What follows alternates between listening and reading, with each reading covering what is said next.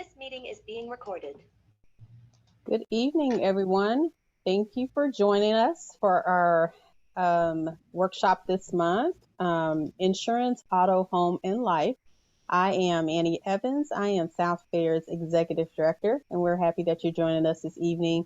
Our guest speaker today is going to be so informative, and insurance in general to me can be just so confusing. So I am happy to have her here with us today. Before we get started and turn it over to Maria, we're going to go ahead and have staff introduce themselves. And so Lorena and Marianne, you want to go ahead and introduce yourselves? Okay, I'll start. Good evening, and thank you so much, Ms. Melendez, for being with us.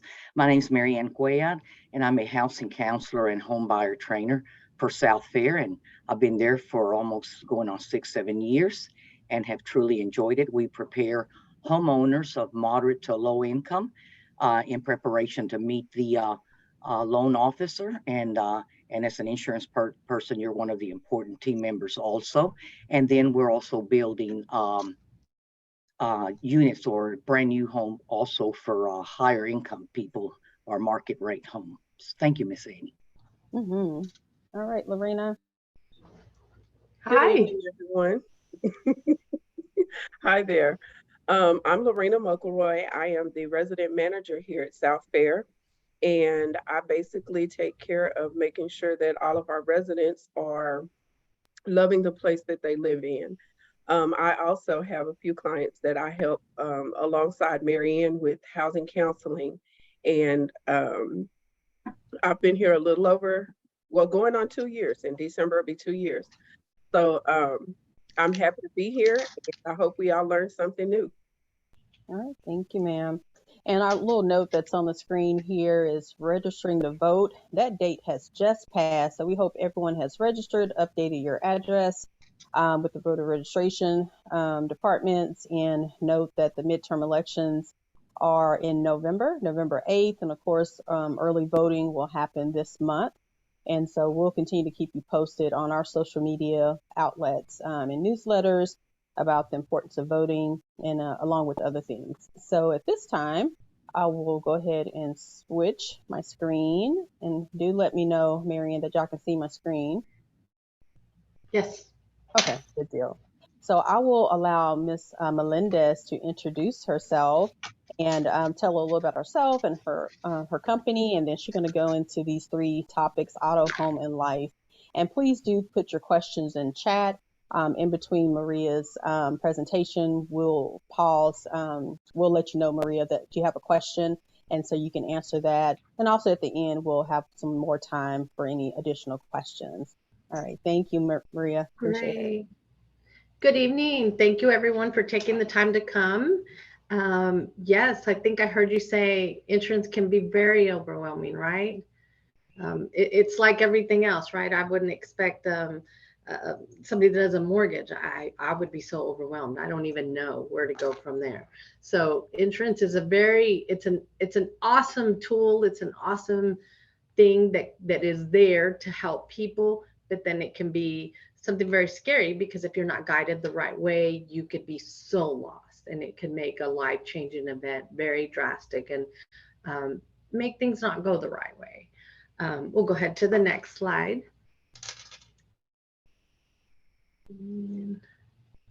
So my name is Maria Melendez. I'm also known as a funny name as the Insurance Lady in Red. It all started as a joke, but everybody can find me.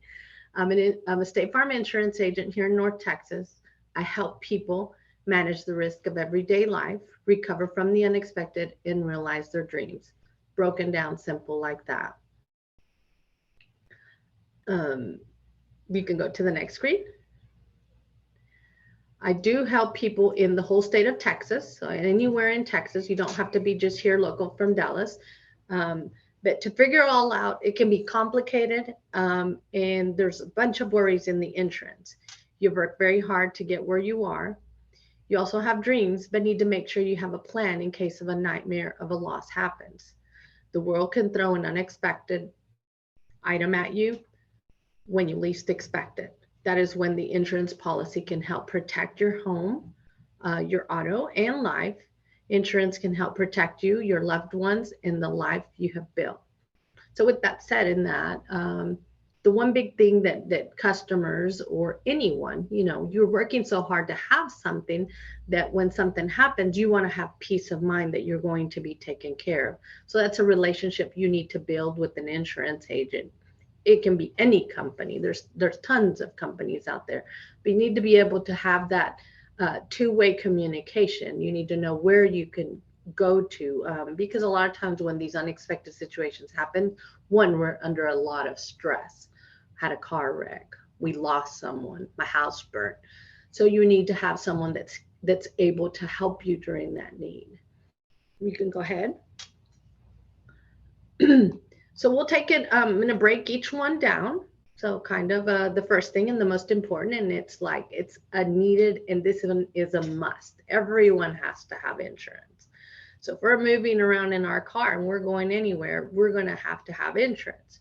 So auto insurance, sometimes when people call and they'll say, you know what, I need an auto quote and I need full coverage, or I need liability. That's the basic question. But there's many components. You could still have liability and have a little bit of extra, or you could have full coverage and it can be very simple and basic, or it can have all the gadgets added to it. So again, it's a very important conversation that you have with someone. So the first thing that we go with is liability coverage. Liability is the coverage that pays another party's medical expenses. So what are you liable for? Vehicle repairs, somebody's injury, the property damage, if you were responsible during that accident. You hit a house, you hit a fence. If you kill someone, if you disable someone, if you hurt them physically, that liability is what's going to take care of that.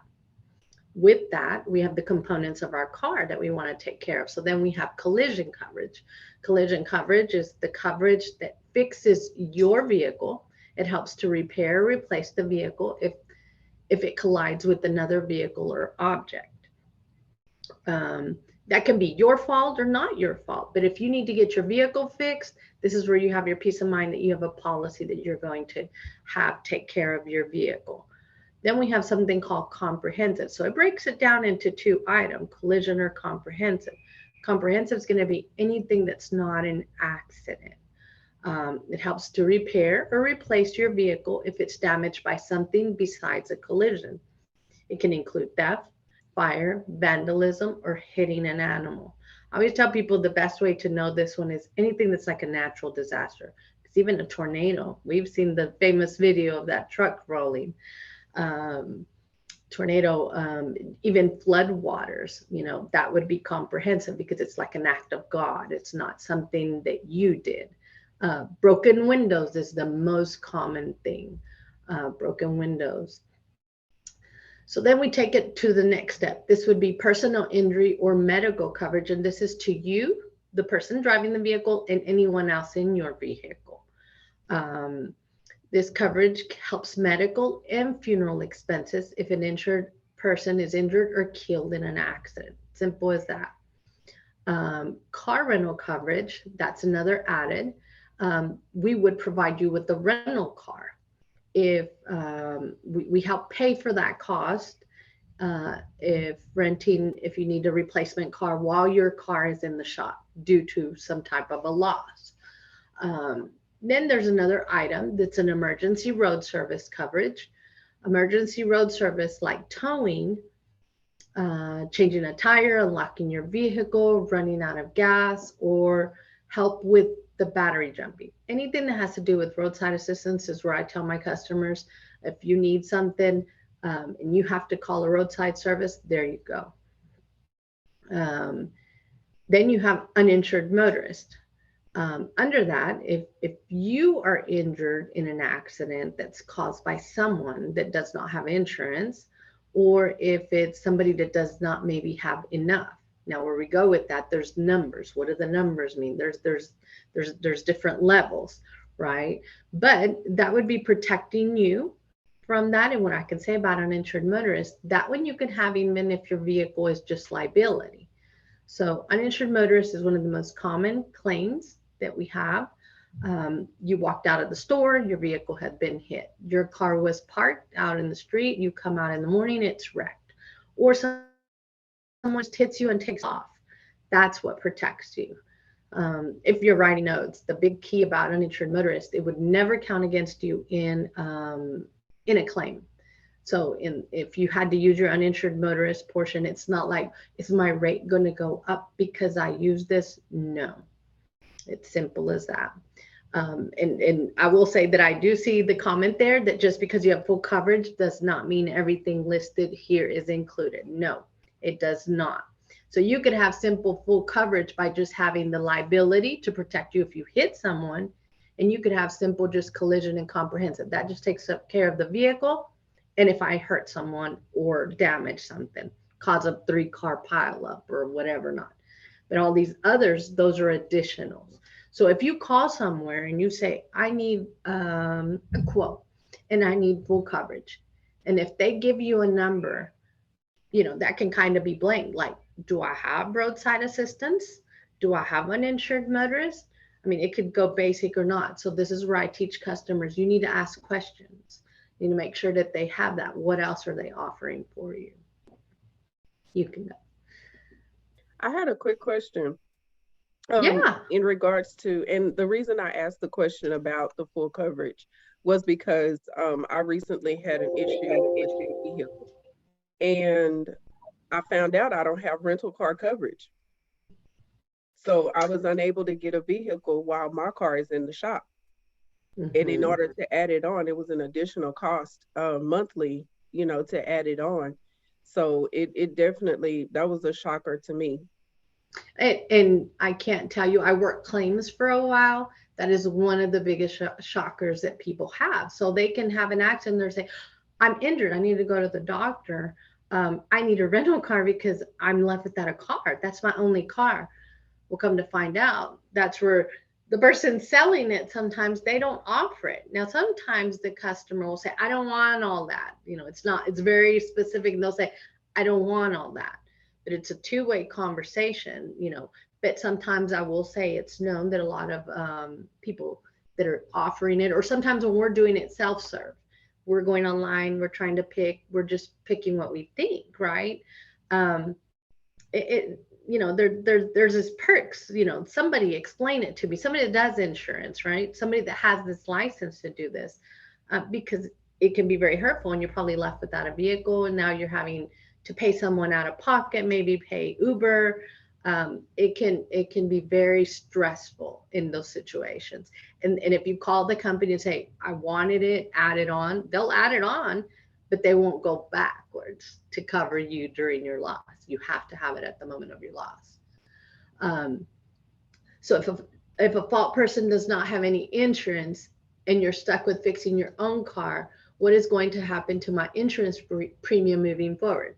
Because in the insurance business, when there's a claim, it's coded. So on the coding portion, if it's an uninsured motorist portion, we can kind of see that. You can kind of see that. But if it's an off-fault person, if they don't have insurance and they hit you, you have to have uninsured motorists for it to cover and not be your fault, right? But if you didn't have it, let's say, and you just had basic collision coverage, okay, my car's been wrecked, I need to fix it. If you have to use your collision coverage, now there's a ding on my policy. It's not a surchargeable accident, but it falls into that window of there's 3 to 5 incidents, maybe in the 3 years, depending how many incidents, that is a factor of your price. But the only way that you would get surcharges if it was your fault. You were driving, you hit someone, then it can be your fault there. But it should not, if it's uninsured motorist, you keep that in mind. Uninsured motorist is to protect me, protect my premium. We can move on to the next screen. So was I clear? Anybody else have a question on the auto portion? That that one, it can be lingering. There is deductible, and we can go back. There is a deductible, and I totally failed to put that on there, but a deductible. So on comprehensive and collision, so sorry about that. Comprehensive and collision do have a deductible. You are the customer, you get to choose. The higher the deductible, the better the premium. The lower the deductible, it's going to be a little bit higher. They both can be different. The most common thing that people do for a collision, they'll do 500.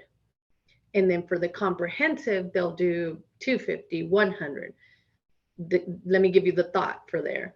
So a deductible is what's your out-of-pocket expense. That's what you're going to spend for this claim. So you go take your car to the shop, you had a deductible. Maybe the insurance company pays the shop, but when you go pick up your vehicle, you're going to pay them your portion, which is the deductible. So if you have a broken window example and it falls under the comprehensive, we're going to cover you. But whatever your deductible is, that's where it would fall. So, if you have $100 deductible, but your windshield is $300, well, you turn in the claim, you're responsible for $100. The insurance is responsible for the next $200. Uninsured motorist coverage, that one does have a deductible as well. That deductible is $250, but it doesn't count against you either. But, now I will say that on the uninsured motorist company or portion of it, the insurance company will do everything they can in their portion to recover what was lost, right? So maybe you had the license plate of the person. They're going to go do the research. They're going to go subrogate. If we find out it was their fault, they're going to go charge them everything. If they recover that $250 deductible, you get that back. Your insurance company will give that back to you. But we'll move on let's see. Yes, some people do purchase the AAA in addition to the insurance. On a lot of the policies, the roadside service, it costs dollars. It's not very much. They use it for all that, but then we have some customers that have AAA and it offers a little bit more extensive. So again, depending the customer. Let me see, I'm reading, I was in a car accident and the person hit me. I was told by someone, not my insurance company, that this car accident will still be a ding against me. Is this true? I was told that something my insurance company would not tell me. It all depends what happened in the car accident. So all insurance companies check something called the loss history report. We could see, let's say we could see what accidents have been on the car. So sometimes even when you're purchasing a car, we could see if that car had been in a wreck previous to you owning it. It depends how the insurance company reported it. So all these companies, they report to this bureau. It's like a credit bureau of the car, right? It's saying so-and-so was the driver, it had damage, it gives a date. It all depends how they reported it. So example, my question, if I was working a claim and somebody hit you. So my question would be, who fixed the vehicle, you or the other person? If the other person fixed the vehicle and it was not your fault, then it should not impact you. It does not impact you because you cannot control. That's part of the uncontrollables. So it could be a misconception. It just all depends how it's reported. Okay. Thank you. That helps. Yes. Okay. And then we have homeowners, our biggest asset. This is our pride and joy for a lot of customers. We work very hard to have a home. So I will tell you, homeowners, there's over 150 policies out there.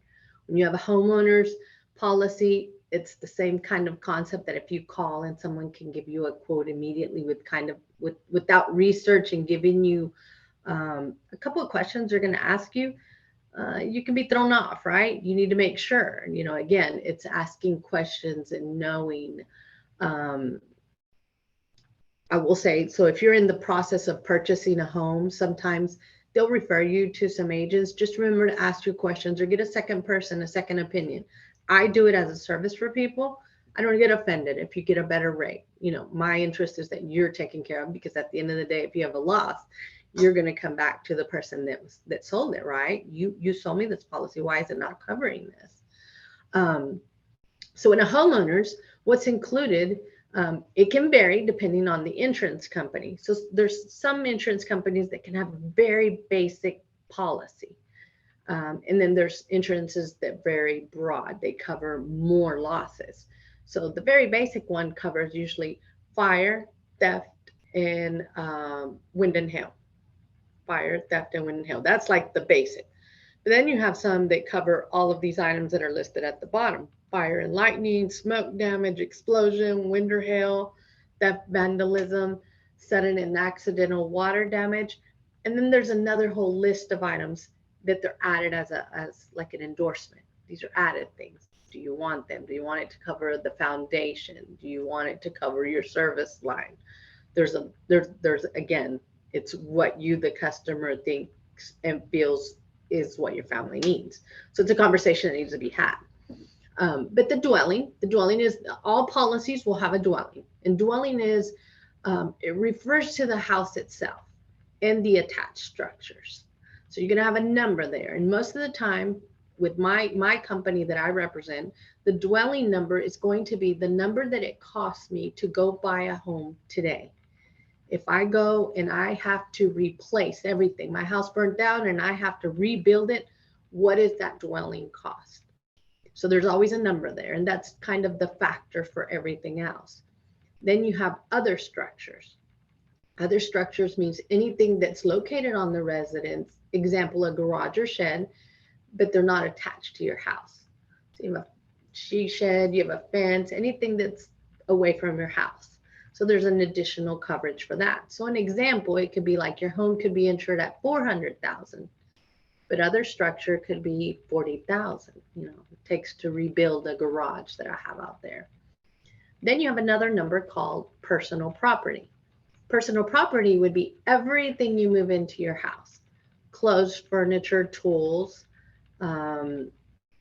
appliances, anything that you are going to be moving in. So a lot of times we're like, how do we calculate that? How do we know how much I have, right? So a lot of these policies, what they do, they'll do a percentage of the dwelling. So example, my company, we do 75%. So if you 75% of whatever you choose the dwelling to be, will give you for personal contents. In the moment of a loss, you get a certain amount of money for the dwelling, whatever you had there, and then you're going to get the other amount of personal contents. So let's say it was a tornado and everything's gone, but just my slab. You're going to get those two numbers: one to build the house, one to refurnish, get my clothes, my food, everything I need. Then there's another number called loss of use of residence. So my home is uninhabitable. I can't live in my home right now. Maybe lightning hit. Maybe the tornado took the one side of it, or maybe my kitchen burned down. I can't live in my home. Out of that, it's a percentage, and it also pays, it pays for you to have any expenses incurred in case you can't live in the home, right? Example, hotel, food, etc. Sometimes even laundry, additional items that you can't do because you're not at home.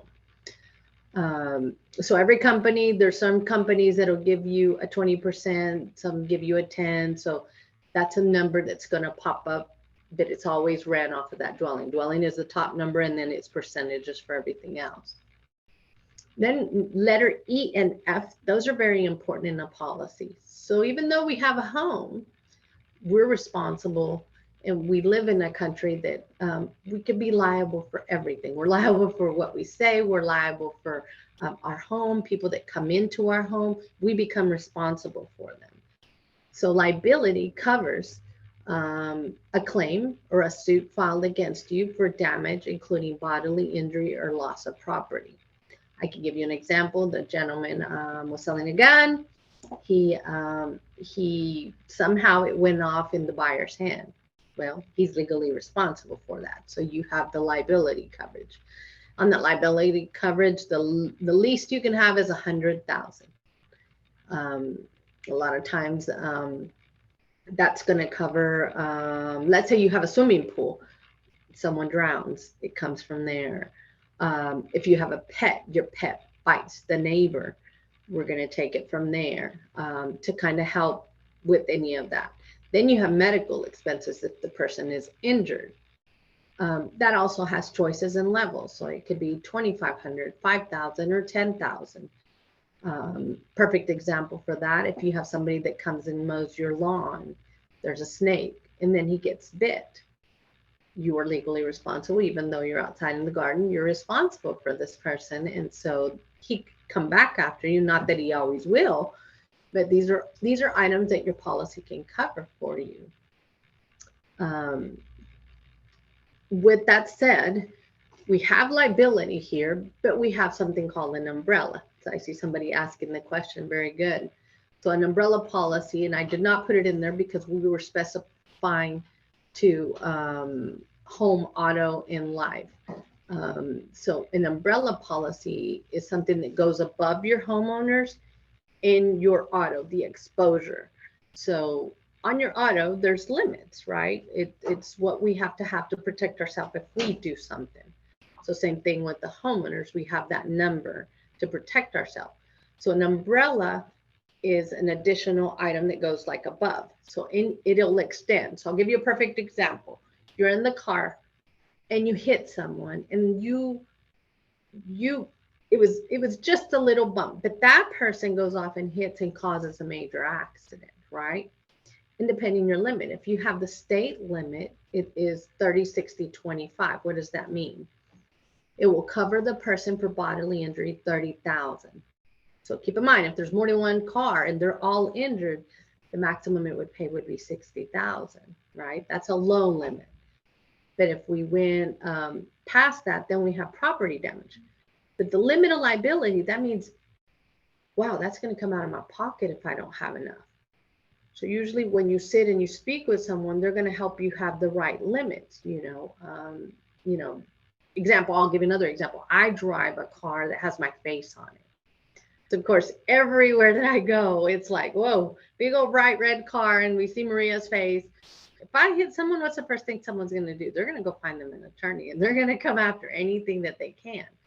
So my umbrella policy, it's there's different levels. You can have $1 million, you can have 3 million, you can have up to 10 million. So it's protecting you for a lawsuit under that amount. So we have people in the departments that work in that department that help protect you from any type of litigation, any lawsuits. So an umbrella is a very recommended thing. If you have a home that has a swimming pool, I always recommend people to have that. If you have teenage drivers, I recommend you have it. If you work with the public, you work with children, it's something that most people have. They have business type, and then they have the personal one. So that was a very good question. If we go to the next page, I'm going to show you a little bit on some of the coverages. Oh, well, you do have a few questions regarding flood insurance and mold. Yes. Oh, okay. So we have, let me see. Okay. When purchasing a home, how would you know if or when to ask about flood insurance?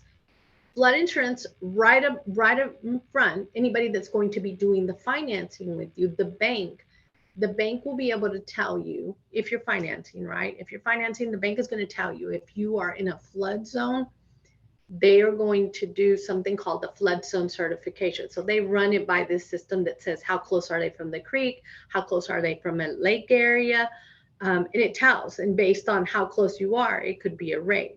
Now that is a policy that you can only buy through FEMA.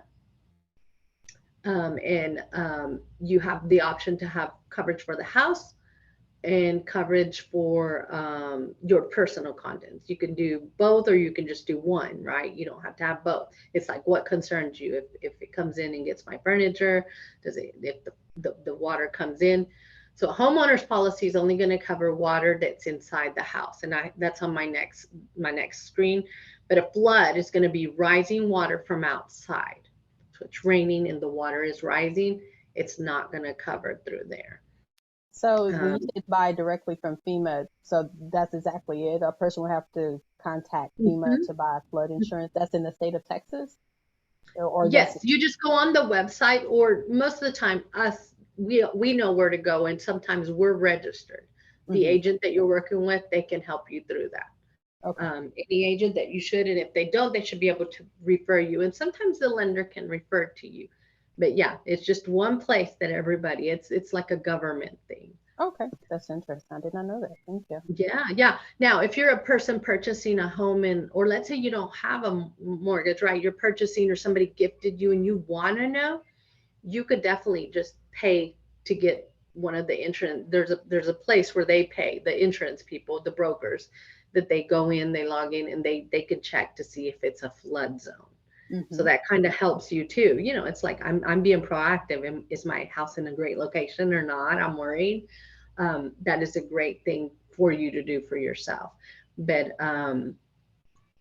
let's see. Okay, and then the tornadoes. I will address that in a minute. If you'll go, I think I had losses covered. Do I have losses covered one before that? If I go one up, no, keep going.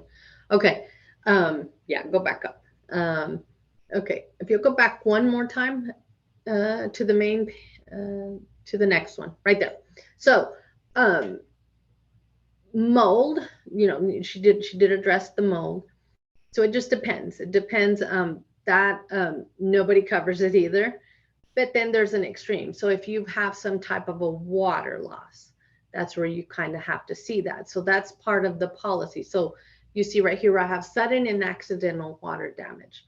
So some of the policies will cover an automatic sudden and accidental. What does that mean? Perfect example was February of, what was it, 21? February of 21, when we had the ice storm, all of a sudden, all these pipes are busting and people have floods. Had tons of customers that had that. When it's sudden and accidentally, like all of a sudden, you're covered under your policy. But if it's a slow leak that's behind a wall and you had no idea, those are most of the time the ones that cause the mold, that cause other stuff. So it's like you have to be very careful. And if you're writing notes, I definitely tell people always check. What if there's water leaking behind the wall and it's over 14 days? So some policies, it has a 14-day rule. You have to find that leak behind the wall. But I can tell you how many times people will find that leak months because it's a drip. I didn't know it was up in the wall, maybe the second floor. So a lot of people buy what they call as an endorsement. You can add an endorsement to your policy saying, I want something for leakage and seepage, something slower. So that's where mold coverage, that one is just an iffy coverage. No policy is going to cover that. Now, if you have some type of a water loss and then you have to mitigate and try to catch it, you're trying to save it from having any further damage. The next question, if you have mortgage and you're required to have flood insurance, if in a floodplain, yes, your mortgage will tell you. So that's why I always tell people they know, yeah, they won't even give you a loan without having it. They require you to have a homeowner's policy, but they require you also to have a flood policy. So you would know immediately. And most of the time, the person showing the home, they already will know that. They're supposed to disclose that because that's just something they're not going to be able to hide. So yes, you're going to have to buy a flood, you know, we're close to this area. Let's say a home and business name would get the same policies. That would be an endorsement. So that is something that we can add to the coverages. So someone that owns a business, maybe I sell Herbalife or I sell gym clothes or whatever not. You know, there's a lot of people that have their Cricut, they're doing all these crafts, you know, do DIY. We do cover, you put that on as a rider, so you can ask for that. It's business in the home. Now there are policies that don't do that and they'll make you buy your own policy. So you can do that as well. So that's a very great question. Let's see. So loss is not covered. So some of the things that some people sometimes are always, you know, they're asking, the flooding, the earthquakes, termites, rats, mice, and insects, just, you know, like rodents and stuff. Wear and tear. If I just forgot to kind of maintain, it's not going to cover. Mold, unless added by endorsement. So on those endorsements, depending on the company, remember I said there's about 150 different policies. So on these policies, you can add this. I want it to cover my home system protection. I want it to cover all my appliances. That's something you can add for an additional cost. I want it to cover the sewer line. I need it to cover the backup of water, the leakage and seepage, the dwelling foundation. Maybe you know, a business, all that. Those are endorsements. So that's why when you're having that conversation, it's not fair for somebody to give you a quote without asking you the questions. Do you own a business? What do you do? Who lives here? It's not because we're being nosy. We're asking because we're trying to figure out what is the right policy. What else do they need to add on there? So that's something that I love doing homeowners. I love showing people, giving them their options. You can go to the next page. So when you're doing your homeowners policy, you're always left with how much to cover. How do I know how much to cover for my house? Like I said earlier, you're going to want to do replacement costs. What does it cost to replace my house? So usually when you're going through the process of purchasing a home, they have something called an appraisal. This appraisal is going to tell us on the market, what does it cost? What does it cost to have, what does it cost to replace this house, right? Sometimes if the customer does not purchase one, or it's not in all my closings, whatever, we, the insurance people, have a way to pull all that up. We have the right tools. We pull up the square footage. What is the house built of? What kind of roof? How many bedrooms? What's on the counter? What's on the floor? We look at everything, right? So we always come up, what is the cost that it would take to rebuild your home based on the current construction costs. So right now, that's where a lot of customers are seeing, even people that are renewing policies, their cost of construction has gone up significantly. So that's something you almost kind of have to do, like when you go to the doctor once a year to get your physical. Once a year, I recommend you talk about it, because there's inflation. So you kind of need to be up to date with that. And when you're coming up with the replacement cost of your home, it does not include the value of your land. And you could look on the tax record. The tax record's going to break it off. You can go on, let's say, Dallas County Appraisal District.com. You go in there, you put the address, and it pulls it up. You'll see a place where it says land, and then you'll see another place where it'll say like the building. So you'll see it breaks it for you. It tells you what the value of each thing. So usually the tax record is a little bit lower than what the house really costs, which in a way you want it to be that way, because it's going to be cheaper for you, right? If they're saying that your house costs more, well, they're going to tax you on that. But you kind of look at that. So it's good to look at that. Now, could be more or less on the full market value. So it's very important when someone's coming up with your home insurance, how much am I going to cover? What is the replacement cost? So when you come up with the replacement cost, depending how much you're financing, right? So we can easily, I'm going to give you the example. We have a home and it's $300,000, and we have the appraisal. We know that the cost to rebuild this house is $300,000, but then let's say you're putting a big down payment and you only owe $200,000. You as a consumer have the right to insure either at $300,000 or $200,000. The bank will make you at least have insurance for the amount you owe, the $200,000. Now, I don't like to recommend my customers to bring it down, because if you have a complete loss, they'll pay the bank and then you're left with nothing, right? You want to have some cushion there. But you have the option. We have a couple of questions that come in. One about renting versus homeowner insurance and deductibles. Yes. Oh my goodness. Renters policies are so inexpensive. And a lot of people don't know that. So the renter's policy, most of the time, it's always just $500. Now on the homeowners, it's a different thing. And I have a slide for that. But on the renters, it's just $500. And on the renter's policy, you're literally just purchasing the portion that says, how much do I have in contents? What am I bringing into this rental place, right? But while I'm in this rental place, I am liable. I could accidentally leave the water on in the apartment on the 3rd floor and cause damage. I can accidentally burn the kitchen down, or something can happen because of me. So your renter's policy will have that liability. Remember, we talked about liability, you could do up. And most apartments will require you to have a renter's policy that shows that you are covered for a minimum of 100,000 in liability. But a lot of customers, they buy those. They can be $9, $10 for like 20,000 in contents. So people, what they do is as they start buying more, they move. Now I lived in an apartment, now I move in a home. I have a little more furniture. Can we up that? You can up that. You can modify any of your policies. Other than for the landlord regarding renter's policy, other than, of course, you want your tenant protected, is there any pros for the landlord to, mandate that the tenant have renter's insurance? Any coverage benefits, for the landlord? Yes. So the landlord usually will require you to do it, and most of them will say they want to be listed on that policy. What does that mean? Like, what is that? Why are you asking me that? Well, in case something happens and the insurance pays, they want to make sure they get paid for the damage that was done, right? Or that whatever happened, because legally they own this thing. So this will probably pay maybe their deductible because they'll have a policy. So tornado comes example.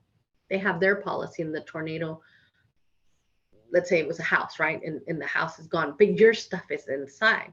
His protection would not protect you, but you have protection for your personal stuff. And that would, and the other thing on your policy, it also has something called loss of use, like the homeowners. The tornado came, you had this renter's policy. Guess what? That renter's policy will pay for hotel. You're not left out on the street.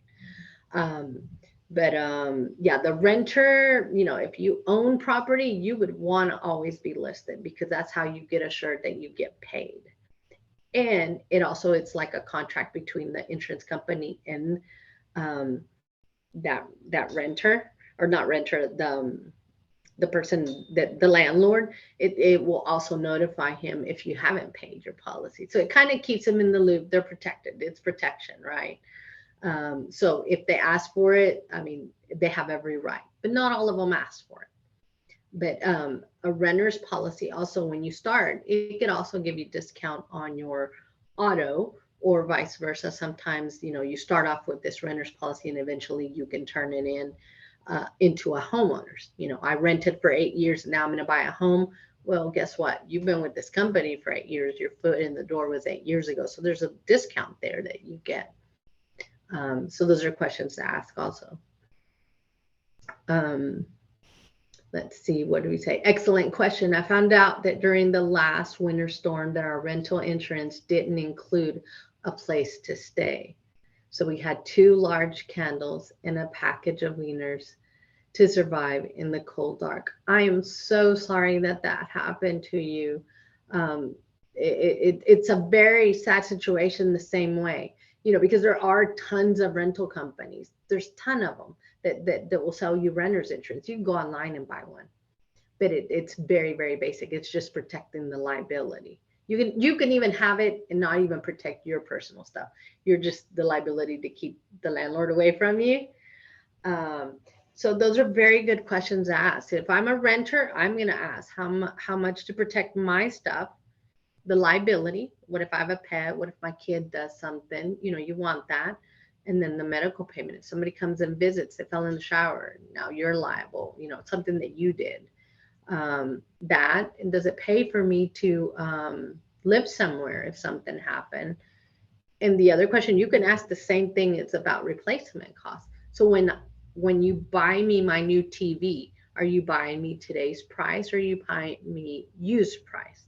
Replacement cost is a big key word that you always want to get paid. Replacement cost. What does it cost to go to the store to buy my new couch, my new furniture? Does that work? Anybody have any more questions on that? We can move to the next slide. I just wanted to point out that so deductibles, there's that big ugly word, the deductibles. So on homeowners, it's a little bit different than the one we have with auto, right? Auto, you can choose, we kind of gave the scenario. Well, the deductible on the home is a percentage. It's always a percentage. What does that mean? If I'm insuring my home at 400,000, then I could do 1% of the 400,000, and that would be $4,000. I can do 2%, that would be 8%, and so on. It could be anywhere between 1% and 5%. So 1% is the lowest. Yes, that changed in the early 2000s. It used to be in increments of 500, but it's always percentage now. You'll have one or two of the old companies that still grandfather them in if they were an existing customer. I'll see it occasionally come through when a customer brings me their policy from somewhere else. But it's always percentages, and it's hard because the example of the $4,000 one, if you have a slight damage, right? My kitchen burned, let's say the where the stove is, just a minimum fire, right? Not very big. Well, how much is the damage? I have to assess. Is it going to be worth me turning in? So same thing kind of with the cars and in the home, we kind of check, do I need to turn this in? Let me assess this, right? Because if it's 4,200, you're turning it in, but the only amount you would get would be 200. So you have to choose a deductible that's right and affordable for you. Some people do get stuck with that, and always keep in mind on that, the higher the deductible, the lower the premium. But remember, the deductible is what you spend out of your pocket, and sometimes it is reduced from a claim. So I'll give you an example of the roof. You have a roof claim, you've had hail damage, you call and you turn it in. Someone will come and assess it, and let's suppose it's that same $400,000 home. If, let's say, you have an example and they're saying it's $10,000 to fix your roof. Okay, we know our deductible is $4,000 because it's 1%. Remove the deductible, I have $6,000 to work with. So that's a big thing. That's a big thing that for some people, like, wow, you know, but it's not, it's common. Everybody has that. That's kind of like your shared amount. Now, occasionally I'll have people that'll do a higher deductible because they want the lower premium, but a lot of times that's people who don't even have a mortgage. We do it with that. They'll make it 2%, but it makes their insurance rate way lower, but they know I can't turn in anything if it's less than 8,000. So go ahead. We're ready for the next. Now, if we're short on time, you tell me, but I think we're still good on time. When you're shopping for insurance, decide the coverage you need before you shop. You kind of have to go and, you know, if a customer, you can go and get quotes. They're giving you the quotes, but then you go to another place and they give you quotes. What's the comparison? Are they quoting you the same thing? You know, that they're the same coverage, that one was not stripped. Ask your agent if they qualify for discounts. Example, bundling. When you do your home and auto, a lot of times that brings down the price significantly. Consider factors other than price. Maybe the company's financial rating. Is it a company that's stable, that they can come back and pay claims? What's your complaint index? You know, is it somebody with the Better Business Bureau? In license status, is it a company that's reputable? You know, that's something big that if you have a claim, you want to know that they're going to be there to financially be able to take care of you. And again, I will say it again, if you're offered a home or auto quote without any explanation and a number's given, be aware. Just be very aware. One, the person that's presented it to you must be a licensed person. If they're not licensed, then I'm pretty sure there's going to be things and coverages that are not being disclosed. So always ask questions. And I think we're going to go straight into life insurance. So there's a lot to learn when getting started with life insurance. There's two major kind of policies. Here, just a show to get people to interact.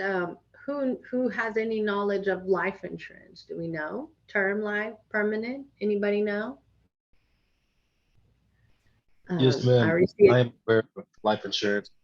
I worked as a customer service retention manager for Globe Life, an accident life insurance company. That's awesome. Pretty interesting. Yes, ma'am. It is pretty awesome. Yes. I'm sure. Yeah. I mean, we know the importance of that. I'm a living child of how important of life insurance is. There's so many stories, and it's a scary subject. Some people don't want to talk about it. They think you're giving them the bad juju or something like that, right? But I'll go brief. You know, term life insurance and permanent life. Um, with a life policy, regardless of what it is, it's going to help your family one way or another. It can help your family keep paying for the home or mortgage. If you didn't make it home tonight, it's going to help that. It's going to maintain their standard of living. Example, a mother that has kids that play sports. Are the kids still going to be able to play sports? If you're used to living a certain way, eating out, going places, is it going to burden you? You know, what is it going to do to the person that's still alive and the other person is gone, right? You can pay off debts, estate taxes, and final expenses. It also, it will help you. You can also create a fund for college, for education. You're kind of setting that generational wealth there. You're kind of putting your kids or the children that are benefiting from this probably in a better state than what our generations were. It will help you create a fund for a family member with special needs. You know, that's something big. Sometimes you're the caretaker for that person. Do you have life insurance? What happens, or who's depending on your paycheck? You know, protecting their dreams for the future. You had dreams that your children are going to go to college. You had dreams that you're going to purchase this home. You have dreams that you needed, you know, to take that trip. You needed, you know, there could be a ton of things. The daughter's wedding, you know. So term insurance can help you in many ways. We'll go to the next screen. So term life insurance, it says, what kind of insurance, life insurance should I buy, right? So that's the first question. Well, what kind should I buy? How do I know? Well, term life insurance versus permanent life insurance, which life insurance is best for you? Whether you're looking for the affordability of term insurance, which term means it's temporary. So this is going to end sometime. You're going to have that discussion of when it was. Or the lifelong protection and cash value of permanent insurance. So a permanent policy will last, let's say, forever, as long as you live to maybe age 100, right? It can be a combination of both. But a permanent policy, most of the time, it's going to have a cash value. It's going to cost more, but it has a cash value that gives you the option to have a living benefit. There are all kinds of policies you can purchase. Sometimes the options must fit your needs and budget. Never commit to trying to get a life policy because it sounds good, but if you can't commit to it and keep that, sometimes it can hurt you, right? We need to learn more about the types of life insurance available by speaking to a licensed agent that can do a life needs analysis. So sometimes, and he might know. Let's see, I'm going to ask you, do you know what your number is if you need a life insurance? Where's our life specialist there? Is he there? I'm sorry, ma'am. I'm sorry, ma'am. You said, do I know what number? What number? Mm-hmm. What's your number? I'm not for sure what you're referring to. What I'm referring to? So anytime Yes. we're like, if I had a client sit in front of me, I'm going to be able to show my customer what is their number. What does that mean? So I'm going to do a life needs analysis that is personalized to the needs of that person. So you could have a lot more debt than maybe another person, right? You could have a mortgage, you have car payments. What are things that need to get paid immediately if I were not to make it home? There's anywhere from individual to family plans. If there's a life-changing event, there are policies to cover that. When a baby is born, when you get married, when you purchase a house, there's a life policy almost for every event. We'll take it to the next one. So what does the policy do? So if you had a term policy, it provides coverage for a limited time period if premiums are paid. So with that said, the most common is a 10-year goal or a 20-year goal. The life policy, that means as long as you're paying for it during that time period, You have coverage, but that's it. But there's no cash value. It just has this number, it could be 100,000. So, right, maybe we came up with this life analysis. I bought this home.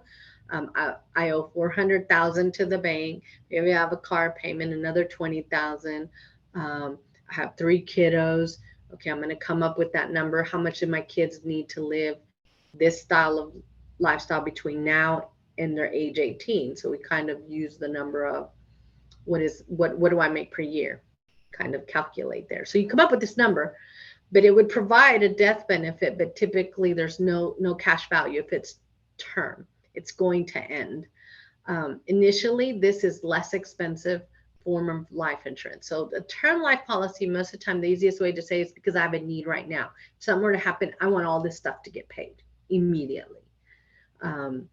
So the beauty of the term life policy, it may be renewable or convertible. Someone down here was asking, I think, can you convert a term policy to a whole life? Yes, you can. And congratulations to Kim for asking that question.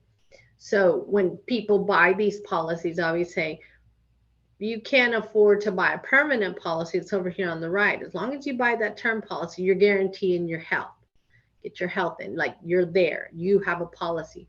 When you convert, they're not going to ask you if you're healthy, right?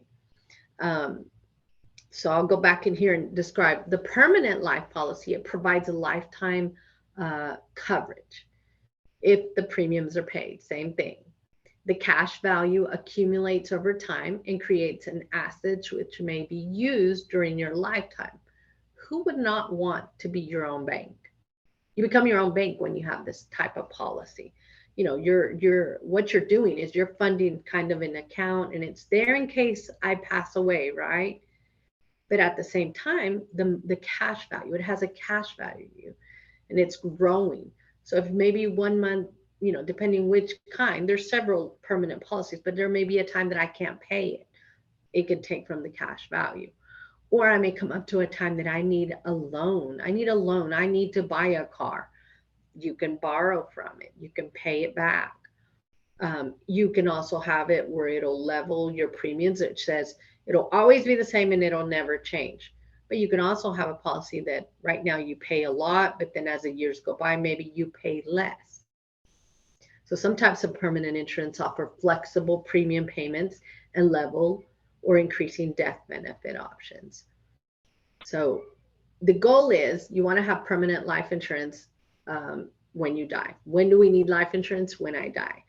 But a term life will always end and a permanent life will not. It will stay active unless you sign something saying, I want to cancel it. Give me my money that I haven't, into it. Then they would give that back to you. You can go to the next page. So pairing the type of policy based on needs. So example, what I was talking about a while ago, the term life insurance. A relatively large amount of term life insurance may be purchased for a low initial premium. It may be appropriate for temporary coverages or needs like a home mortgage. You had debt, educational expenses, or an auto loan. So, I just need a loan for the next 5 years of this car payment. If something happens to me, I want this car to be paid off. Boom, you buy a life policy. I need it for my home mortgage. I need something for 30 years in case something happens, right? Now, people can have both types of policies, and you can buy as many as you want. The permanent life policy, it offers the level premium for a coverage amount you choose. It does give you the coverage while it remains in force, but it does build cash value. Permanent policies are eligible also for dividends. So you could choose and say, send me my dividend, where you get a check. But most people will turn around and they make the dividend just kind of fall back into it, and then it grows more cash value. So this, the permanent life policies maybe will help your loved one's financial needs at the moment. A lot of times people will buy a life policy where they can start saving this money, and if something happens, they borrow from there. a final expense, someone that they're going to pass away. So you can buy a permanent life policy. Estate planning, when, the way I want to plan this for the future, contributions to charity, a business legacy. So a lot of people buy a permanent policy because they can have partners. It's very particular on those needs. Access to accumulated cash value. So that's the big thing. I think is there is a policy that I do show my customers that you can fund it, and we work on a budget. What can you do? What is extra money that you're putting away? And you could say, I want to pay this off in 10, 15, 20 years. You pay it off. After that time, you don't pay anymore, but this policy still continues because it's a permanent policy. Those are like my favorite. And that's something that I do with my stuff. I just know I have a commitment with these 10 years or the 15 years. I have several of them. So you do those, but in the time, let's say I need to borrow, I don't have to go to the bank. I don't have to go anywhere. I can use it and just borrow from it there, right? Or I leave it there and I let it grow. It keeps growing. All the cash value keeps growing. It's growing dividends. It's growing money. But I can take my life policy and use that and go to a bank and say, my policy has a cash value. It's almost like a title on us. Sounds morbid, right? But it's a title on us. But I have this policy that has a cash value. The bank would never tell you no. You would be guaranteed a loan. You negotiate your interest rate, but that's one of the ways. Now, there's several of them, but that's one of the ways. And that's for a term policy?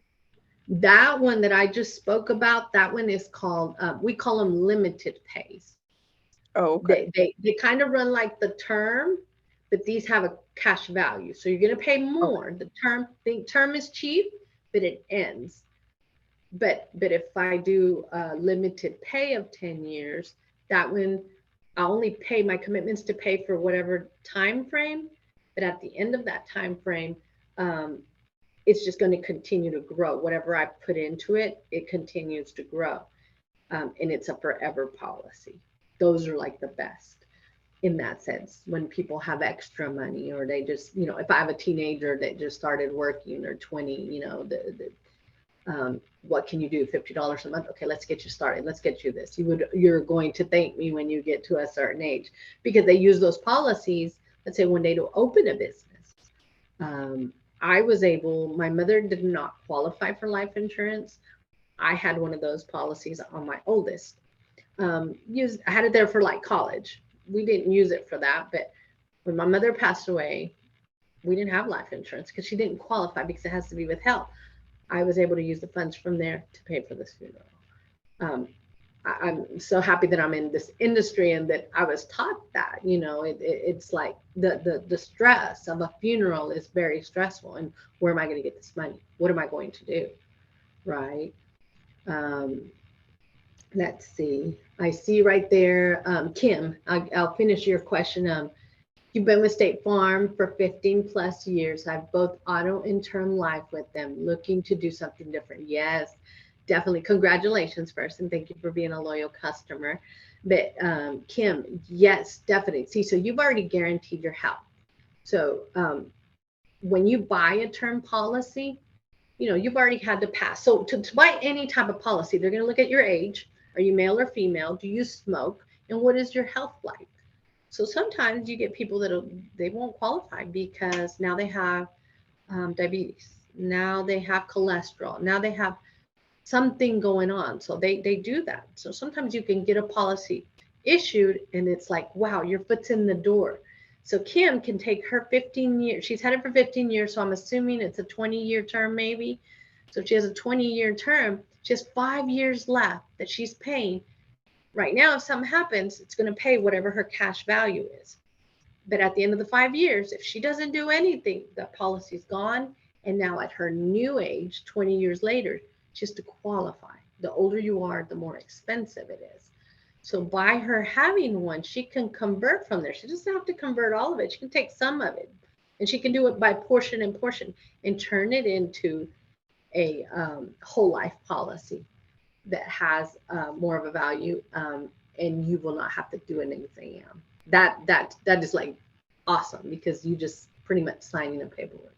Hey, Maria, Marion had a question that was kind of similar to what you're asking. Is the term permanent and whole life interchangeable, or is that the same, or is that different? Yes, permanent. So in the permanent, I think, let's see if we have it in the next, I might have not have done it, but a permanent policy is a whole life. You can have a universal life.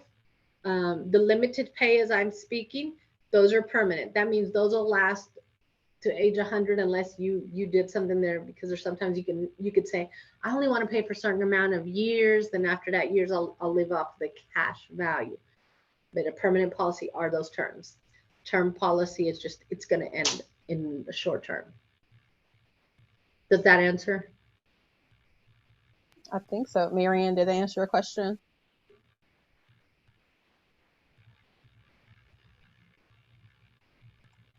Yes, I did. Thank you. Awesome.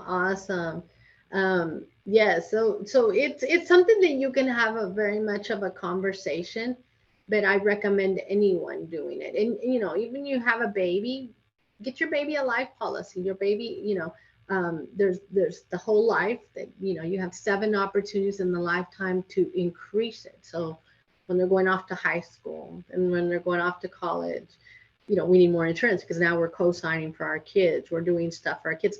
But these kids would never have to be tested. We don't have to prove that they're healthy. They're healthy. Their foot in the door when they were born, and you put it in it. And it's amazing when you see the amount of money that you spend. Sometimes we spend it on other things. And I'll ask you, do you insure your cell phone? If you insure your cell phone, then you need to insure your life. Well, that's a very good example. We make sure our cell phones are insured because we can't go without. But that's a good example. Thank you. Yes. Do I see another question down here?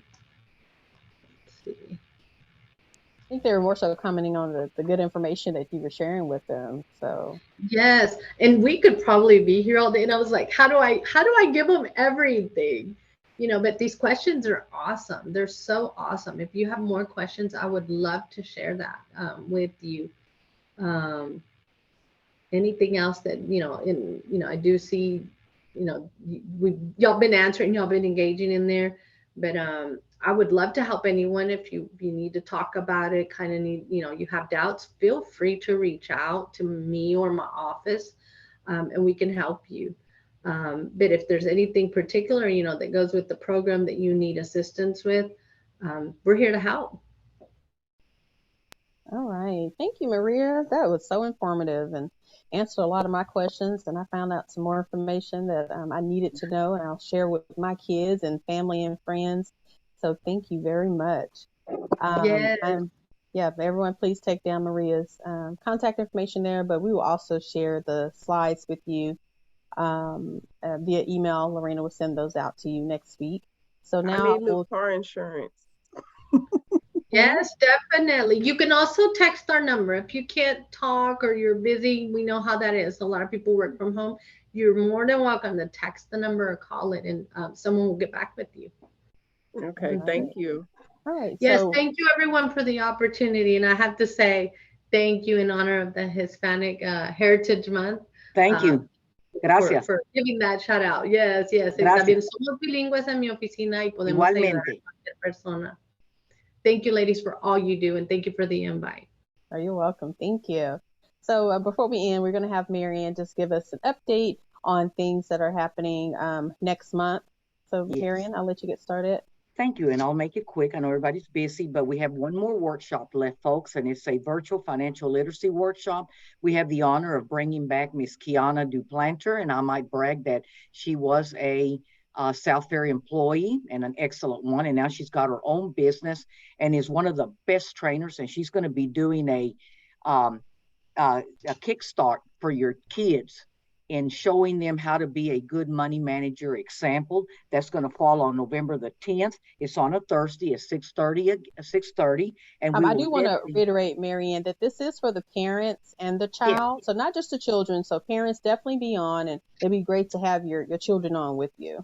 Absolutely, especially your teens. Remember, it's a kickstart your kids, and One of the last in-house workshops that we had the honor of having before COVID, our trainer out of Houston, who was in today to do a training for our seniors, was able to show 6 to 8 year olds how to start a business.